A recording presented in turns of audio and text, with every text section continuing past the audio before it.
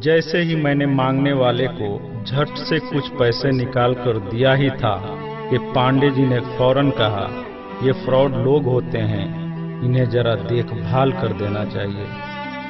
ये लोग हमारी अच्छाई का फायदा उठाते हैं और हमें ठगते हैं। पांडे जी की बातों को सुनकर मैंने कहा, आपने बिल्कुल सही फरमाया।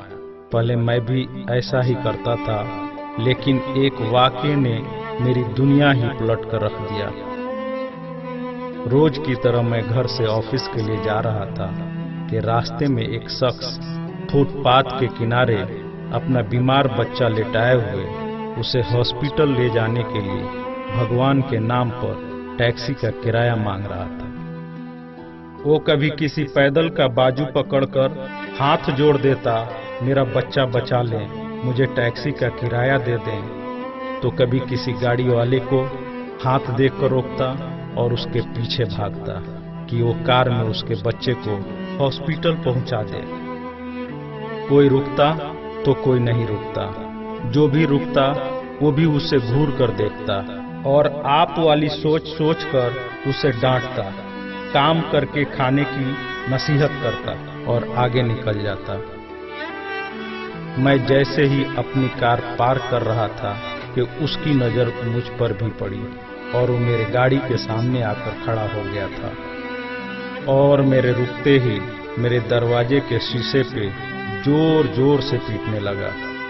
जैसे ही मैंने गिलास नीचे किया, उसने मेरा हाथ पकड़ लिया और कहने लगा, भाईजान, खुदा के लिए मेरे बच्चे की जिंदगी बचा लें, उसे सख्त बुखार है, आप नीचे उतरकर उसको देख तो लें, तो आपको यकीन आ जाएगा। आप देंगे तो शायद किसी और को भी एतबार आ जाए। मगर मैं भी उसी की तरह सोच रहा था। मैंने भी उसे काम करके खाने की तस्कीन की और पिछले जुम्मा की सुनी हुई हदीस उसको भी सुना दी कि कमा कर खाने वाला अल्लाह का दोस्त होता है, और गिलास बंद करके आगे बढ़ गया। ये बड़बड़ाते हुए कि हरामखोर, ये हमें बेवकूफ समझते हैं। 2-3 घंटे के बाद मैं वापस आया तो अब भी उसी जगह खड़ा मांग रहा था। बच्चे को अब वो सड़क के किनारे ले आया था और उसके चेहरे से कपड़ा भी उठा रखा था और वो दहाड़ मार मार कर रो रहा था। अब वो अपने बच्चे के कफन और दफन के लिए मांग रहा था। मैं गाड़ी रोककर नीचे उतरा और मैयत की तरफ देखा। फूल की तरह मासूम बच्चा जिंदगी का बाजी हार गया था। मेरे रोंगटे खड़े हो गए। मैंने जेब में जो कुछ भी था जेब से निकालकर बेगर देखे उसके तरफ फेंका।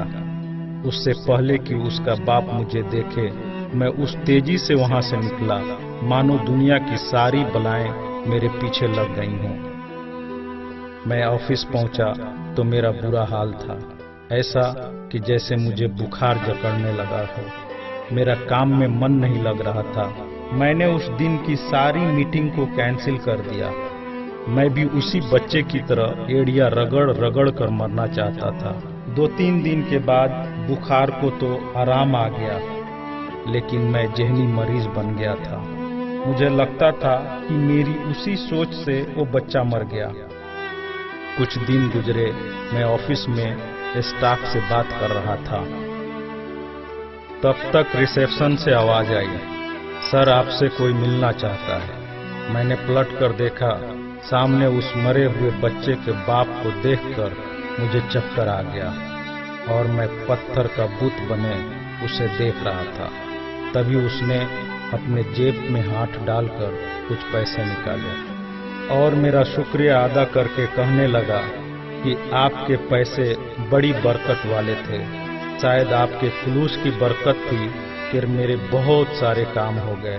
सारे खर्चे के बाद कुछ पैसे बच गए और उनमें से कुछ पैसे मैंने उधार लेकर डाले हैं। ये आप कबूल कर लीजिए, बाकी मैं आपको जल्द ही वापस कर दूंगा।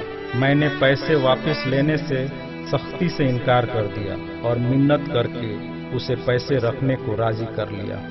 और जैसे ही वो जाने लगा, मैंने उसे रोका और अपनी कंपनी में काम करने के लिए पूछा। वैसे राजी हो गया जैसे उसे काम की ही तलाश थी और किसी ने उसके दिल की बात सुन ली हो। वो बहुत खुश हुआ और अगले ही दिन से मेरी कंपनी में बतौर वॉचमैन काम करने लगा। पांडे जी, मैं आपको उससे मिलवाऊंगा, लेकिन वो कार वाला किस्से का जिक्र उससे मत करना। उसने आज तक नहीं पहचाना कि उसने मेरा भी कार रोककर मुझसे मदद मांगी थी। वो मुझे एक बड़ा ही नेक इंसान समझता है, जिसने उस बच्चे की लाश देखकर अपना सब कुछ निकाल कर दे दिया। पांडे जी, उस दिन के बाद से मैं किसी को खाली हाथ नहीं लौटाता। थोड़ा सा देने से ना वो अमीर होता है और ना मैं गरीब, बस दिल को तसल्ली होती है। और रह गई लूटने की बात, तो पांडे जी, हमें कौन नहीं लूटता। कपड़े वाला हमें लूटता है, दवाई वाला हमें लूटता है, सब्जी वाला हमें लूटता है, दूध वाला हमें लूटता है। इतना सा लूटने के बाद अगर कोई हमें खुदा के नाम पे लूट ले, तो शायद मरने के बाद खुदा हमारे गुनाहों को माफ कर दे कि ये बंदा मेरे खातिर मेरे नाम पे लूटता रहा, और शायद हमारी गुनाह बख्श दे।